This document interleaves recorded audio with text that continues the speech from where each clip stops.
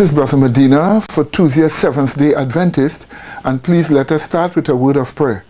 Loving Father, please be with us as we enter into the truths of this program. Help us to explain the lateness of time and show what is going on to people, that they may be prepared for the coming of Jesus Christ and for great destructions that are to take place upon the face of this earth. These mercies we ask of you in Jesus' holy name. Amen. Well, today our study is destroying moral restraints.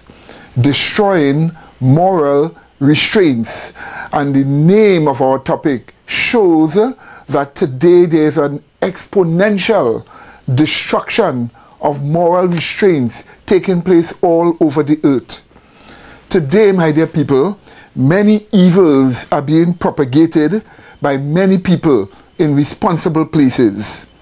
They are causing the world to reach the stage of Sodom and Gomorrah, like how they were when God destroyed them. Yes, my dear people. And though some people tell us that things will get better and that the governments of the world will come together and make things get better, the facts are the Bible says that things are going to get worse. If we look at 2 Timothy chapter 3 and we look at verse 13, here is what we are told, I quote, "But evil men and seducers shall wax worse and worse, deceiving and being deceived." Yes, my dear people, we are being told that evil people upon the face of the earth will get worse, and there will be a lot of deception taking place, and many people will be deceived. And this is the sorry state of affair that our earth has currently come into. In fact, moral restraints are being removed by many special interest groups, and when you talk about it, when you show what is wrong, when you show that sodomy is wrong, sodomite marriages are wrong, and many other things, they label you as intolerant.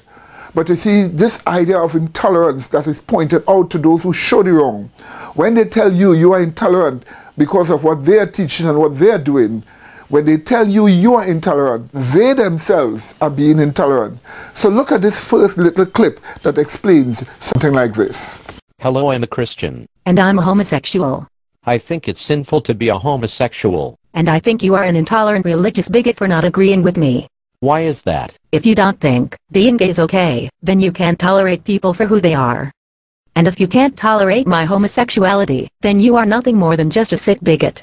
So you are saying that, if I don't agree with you, then I'm just a sick bigot? Yes, if you don't agree with me, then you are an evil bigot that needs to be tortured to death.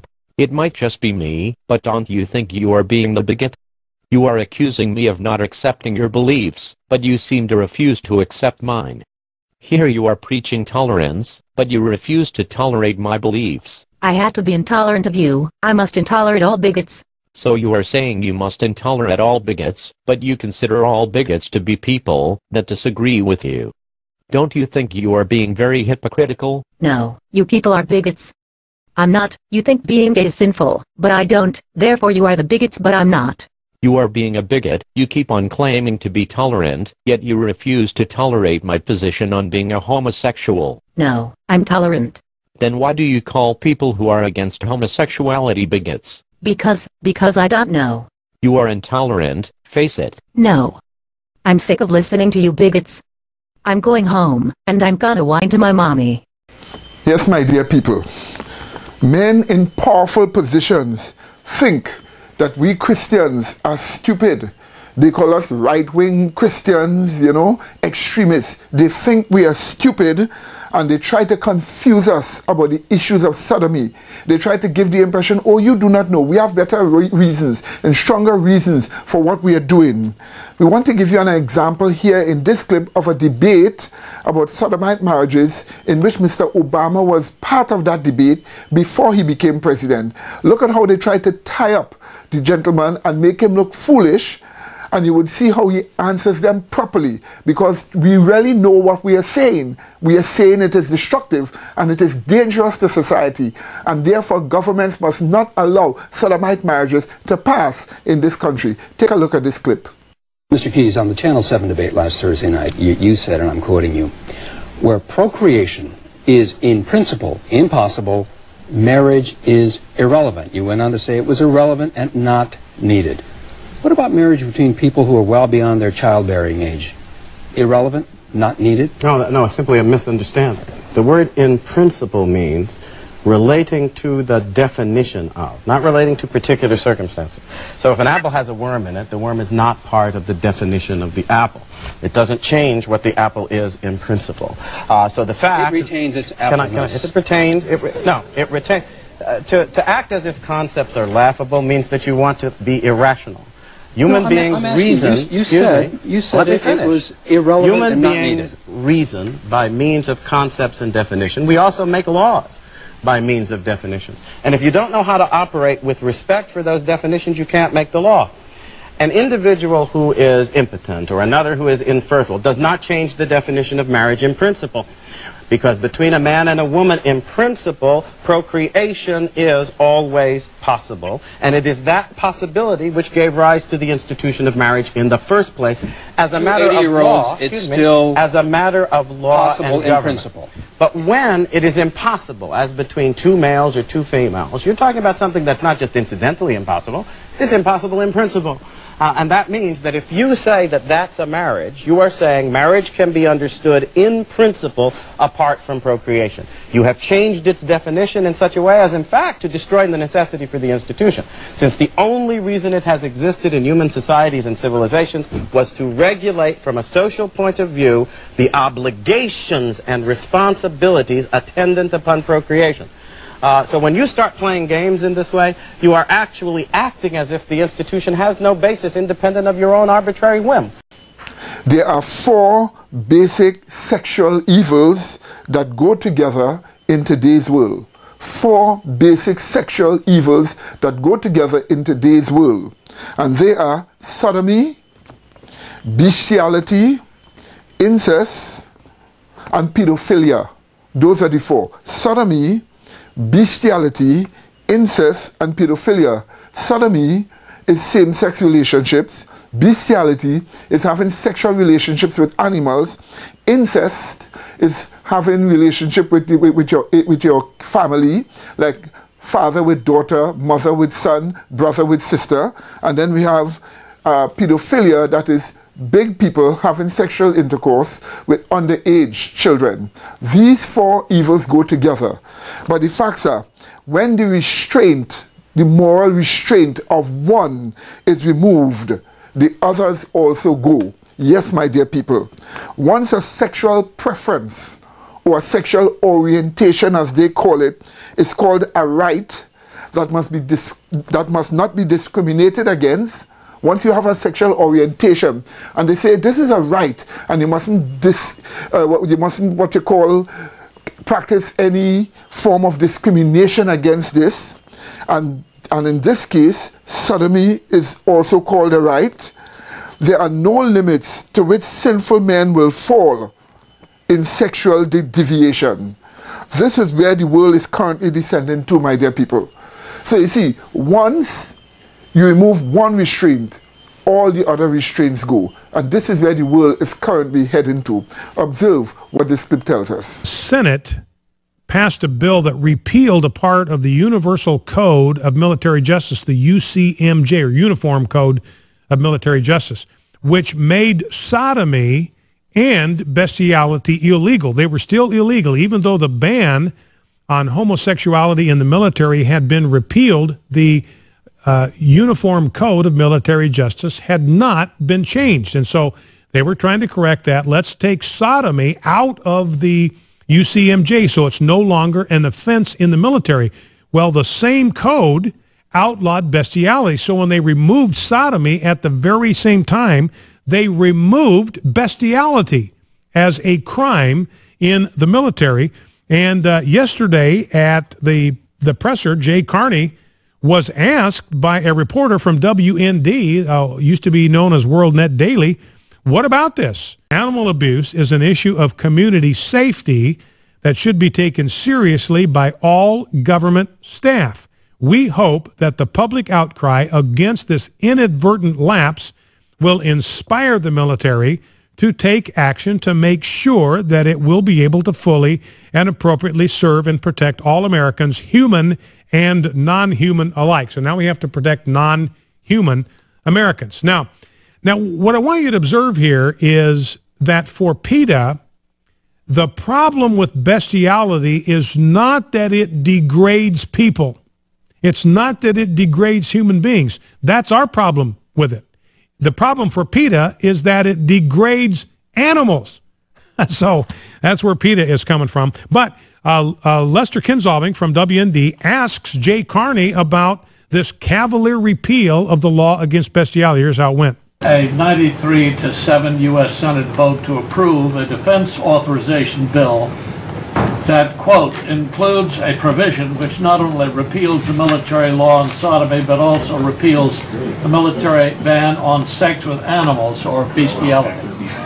Does the Commander-in-Chief approve or disapprove of bestiality in our armed forces? I don't have any comment on. I don't have any comment on that. Let me get another Does question. the President believe Let's get to something more be serious. approved Yes, by all animal Sure you don't want to support another groups question? such as AF? I'm another I've learned my lesson.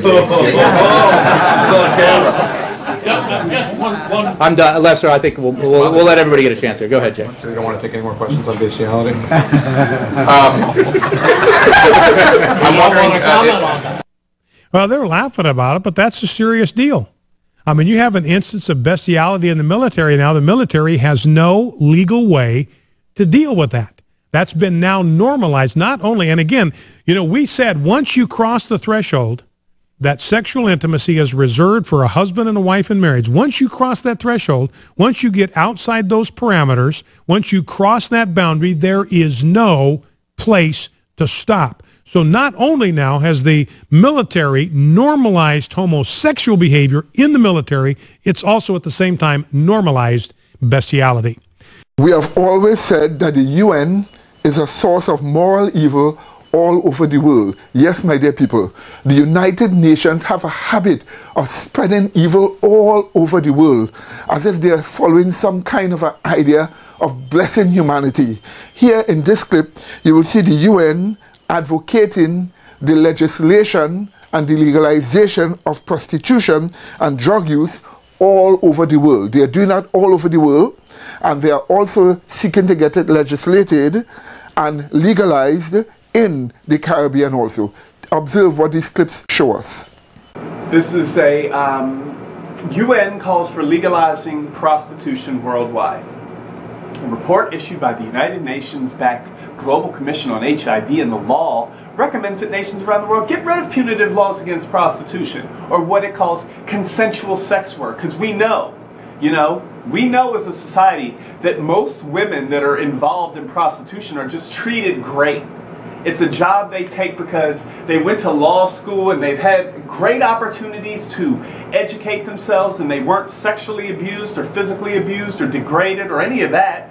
And they have decided that this is how they want to spend their life. The UN, in its infinite wisdom to help cut down on HIV, says that we should repeal all laws that prohibit adult consensual sex work. You all are idiots. Hey guys, what's up? It's Blaine Cooper here. The United Nations is the most pathetic, worthless body on the face of the planet. They should be dismantled from the inside out. The United Nations panel recommends legalizing prostitution and drug use worldwide. That's the logic of the UN for you. Although it may sound like a good idea, to some it's not. I don't even know what to say. I'm not even going to read this report. Yes, my dear people, I have seen documents in which the UN is calling on Caribbean countries to decriminalize prostitution and buggery, which is also sodomy. We should not allow them to destroy our moral restraints, as these restraints are removed by legalizing sodomite unions. Incest and bestiality are now being decriminalized in other places. And in some places, they even have animal brothels in some of those European countries where sodomite marriages have been made legal. They have even opened what we call animal brothels to practice horrible relationships with animals. This is happening in the world today. You see, as you have removed the moral restraints dealing with sodomy, then all the other evils are now coming. So observe what this clip shows us. All right, let's try and think like liberals here for this one, folks. Switzerland has decided that they're going to look at legitimizing, decriminalizing incest between consenting adults. They say they're going to do this because there's only been 3 cases reported of incest since 1984 in the entire country. So it's basically become an obsolete law. Now, here's where you got to think like a liberal. What is the difference between a girl who is 18 years old and 17 years and 360 days old? About 5 days. Not much. Not much of a difference psychologically, physically, emotionally. She'll be pretty much the same person 5 days later, right? Now remember, this is how liberals think. You rotten, evil, wicked, conservative, right-wing bigot, you are the one. People like you are the people who made laws like this that deprive honest, hard-working Swiss people of their right to fall in love. Because these poor 42-year-old single dads here who have fallen in love with their 16 and 15-year-old daughters are being deprived of their happiness and their fulfillment and their consummation of the relationship because of you. You evil, you fuddy-duddy, you old, stodgy, miserable conservative. You are the people who made things miserable for these poor men who fell in love with their daughters. In this clip, we are seeing incest is being fought for in Germany as a right that is being discriminated against. And you see, you can go to anything afterwards. Relationships with animals, relationship with family, relationship with little children. Once you remove the guards that have been placed against sodomy, all the others come into operation now as a legal right and as a sexual orientation. Patrick and Susan are in love. Their love has produced 4 children. Their love is also illegal in Germany because Patrick and Susan are brother and sister. People harass us all the time, call us the incest couple. They have no idea who we really are or how it all happened, Patrick says. I love you, the writing on this pillow says, and that love has resulted in big legal problems. Patrick spent more than 2 years in jail for sleeping with his sister. To try to prevent a return to jail, Patrick and Susan are currently embroiled in a court struggle that has captivated Germany. The couple is trying to get their relationship legalized. This is the German criminal law code. Now, paragraph 173 of this code forbids siblings from having sexual intercourse punishable by up to 2 years in prison. But lawyers for the couple say that the law in this code is discriminatory and therefore unconstitutional. Many other European countries long ago lifted bans on incestuous sex, and Dr. Endrik Wilhelm wants to take Patrick and Susan's case to Germany's highest court. Incest is not socially harmful, and only socially harmful behavior may be punished. And no government is allowed to punish behavior that is not harmful to society. But experts like Jürgen Kunze, a professor for human genetics, say children from incestuous relationships are often born with disabilities. Only 50% of children are healthy, 20% have brain damage, and the rest are born with massive physical disabilities, and many die, he says. The first 2 of Patrick and Susan's children were born with disabilities, legal documents say, though it is not known whether these disabilities are related to incest. Youth welfare services have taken all but one of their 4 children away from them. The first child just kind of happened. Then they took the second one away from us, so we wanted to have another one because we'd already lost so much, Patrick says. Patrick and Susan didn't know of each other's existence until they were teens. Patrick was raised by foster parents. Later he found his real mother and his sister. After their mother died, the 2 continued to live together and ended up falling in love. Now they say all they want is to live like a normal family. We really love each other a lot, and we never want to be without each other again. We're already living like a small, happy family, Patrick says. Either way, the couple says they hope German society will one day accept that their love is just as real and just as good as any other. In this clip, you are going to see that pedophilia, which is big people having relationship with little children, have been legalized and decriminalized in the European Union. Do you see how far they have gone? Once you cross the bridge of a proper marriage, of a legal marriage, a heterosexual marriage between male and female, there is no telling where you will descend and go. Now observe, this is just one clip of many that we have, but this clip shows you that pedophilia have been legalized largely in the European Union. Observe. The EU Lisbon Treaty of 2007, to all intents and purposes, is identical to the EU Treaty of 2004, the EU Constitution rejected by French and Dutch voters, but with paragraphs being relocated and consequently renumbered. Page 412, Article 21 of the Charter of the Lisbon Treaty is identical to Article 281 in the EU Treaty of 2004 and states, "Any discrimination on the basis of sexual orientation or any other factor is prohibited." In all previous treaties, such as the Nice Treaty, there is a protocol which excludes paedophilia from the prohibition of discrimination, NJS 16 org. Staggeringly, in the Lisbon Treaty, and also according to the view of the EU Information Office, there is no protocol on paedophilia. Without such a protocol, the Lisbon Treaty Article 21 legalizes paedophilia in line with other sexual orientations. Some might argue that other articles in the Lisbon Treaty might be interpreted so as to contradict Article 21, but the fact is those writing the EU Charter Article 21 in the Lisbon Treaty were well aware of the exclusion of paedophilia from previous treaties. So was this just an oversight? Hardly. Those national parliaments which have ratified the Lisbon Treaty have been asleep. Many, if not most, members of these parliaments have admitted they've not even read the Lisbon Treaty, preferring to entrust its construction to professional lawyers. However, the authors of the treaty have undoubtedly studied the earlier treaties very carefully to ascertain that all that they desired was carried over in the new treaty, while everything we the people want was omitted. Government officials, therefore, have quietly but deliberately chosen to preserve the nasty crime of paedophilia so that it is now in our culture. How can our politicians and our most senior lawyers have allowed this disgusting practice to become a part of our way of life? Can they really have made paedophilia legal? And what's going to be done with those politicians and lawyers who have granted child abuse respectability? Yes, my dear people, world leaders are destroying moral restraints that have been imposed upon us by God. World leaders are destroying the moral restraints that have been imposed upon us by God.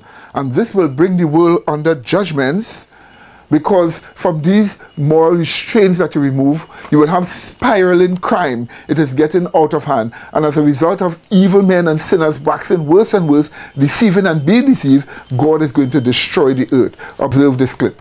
Obama administration takes its homosexual agenda global.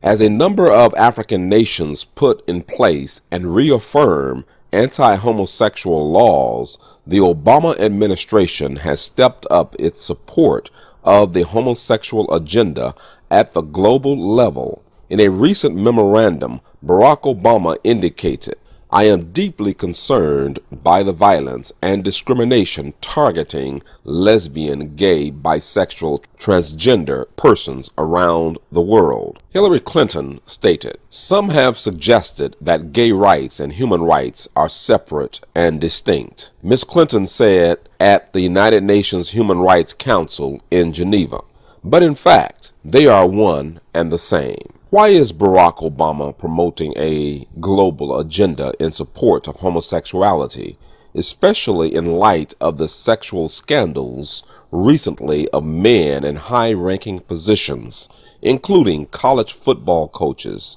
alleged to have committed sexual acts against young boys? Since 1989, I have indicated that the European countries with the highest homosexuality are Denmark and Sweden.